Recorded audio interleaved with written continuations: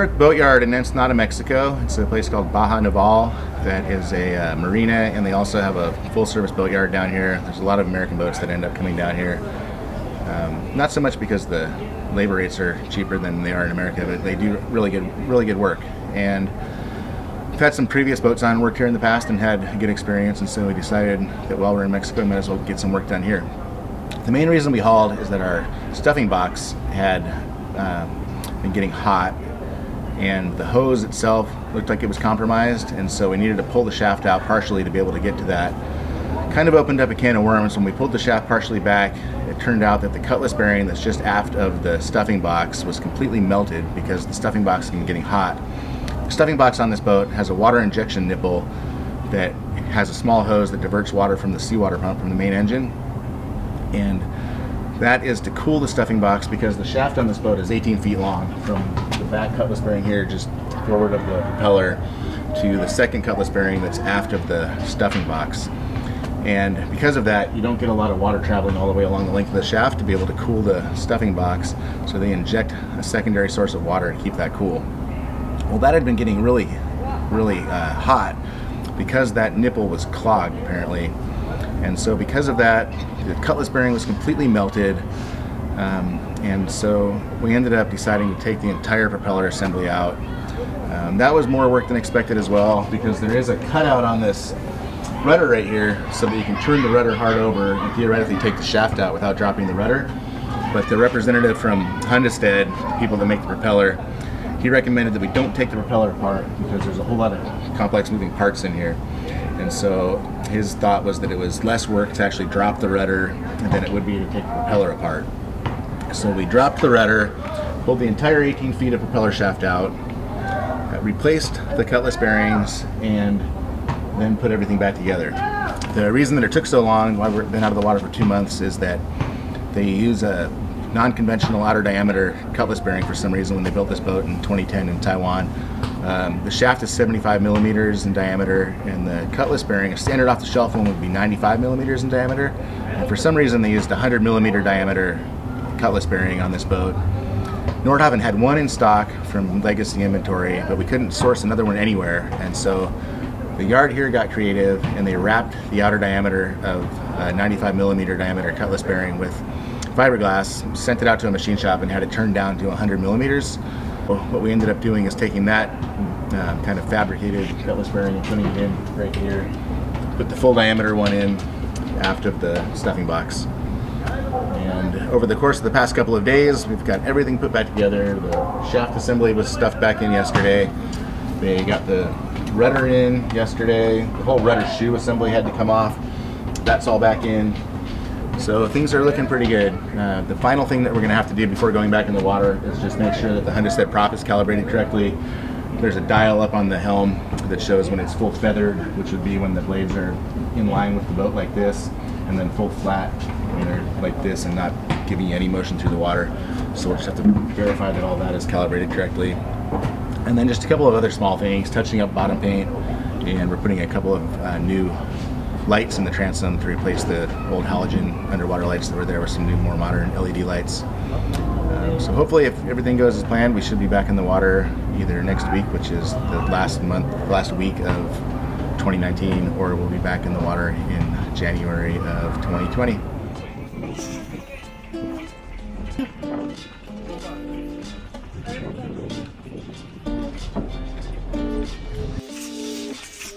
Take the line off of that one.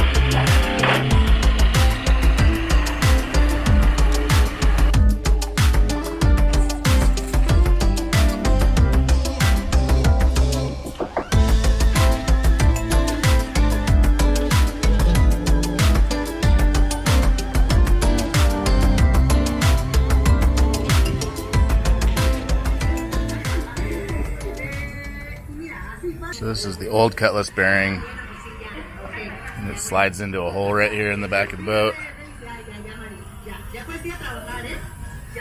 Got a new Cutlass bearing.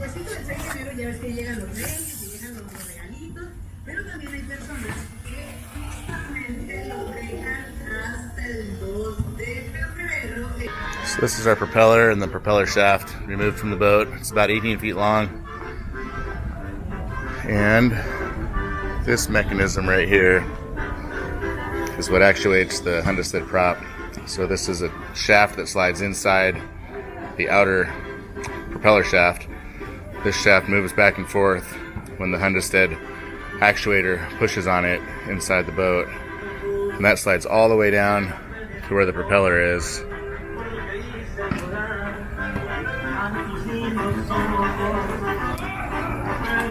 And so that shaft slides inside the propeller. Shaft slides inside the propeller right here. And then there's a set of gears inside the prop that will then rotate about this axis right here. And then the blades actually change pitch.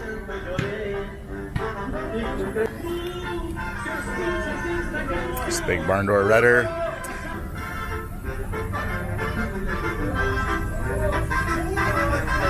A lot of growth. We're going to get this all cleaned up and coated with Propspeed before it goes back in the water.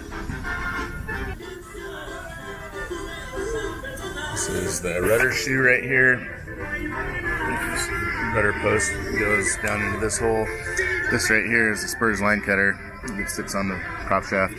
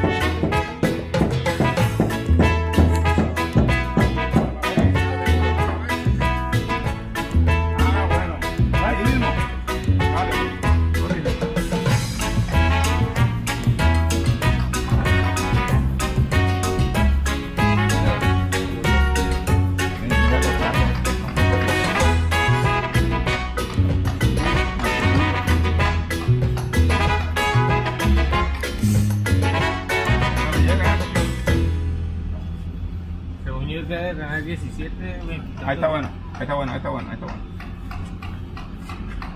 Ahí está. Mira, hasta la marca quedó para arriba, mira. Doble. Dile que le faltan. Mira, esta marca tiene que haber una línea. Ahí está. Marca. Y cuando tú quieras, ahí hay una flecha que se mueve así y mueve los ojos.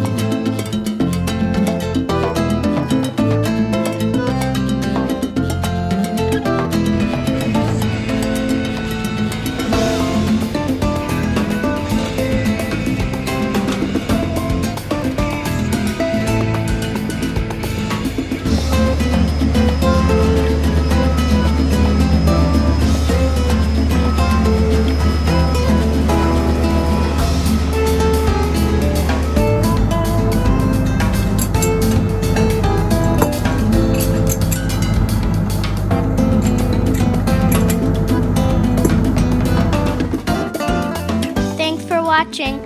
Don't forget to subscribe and hit the bell.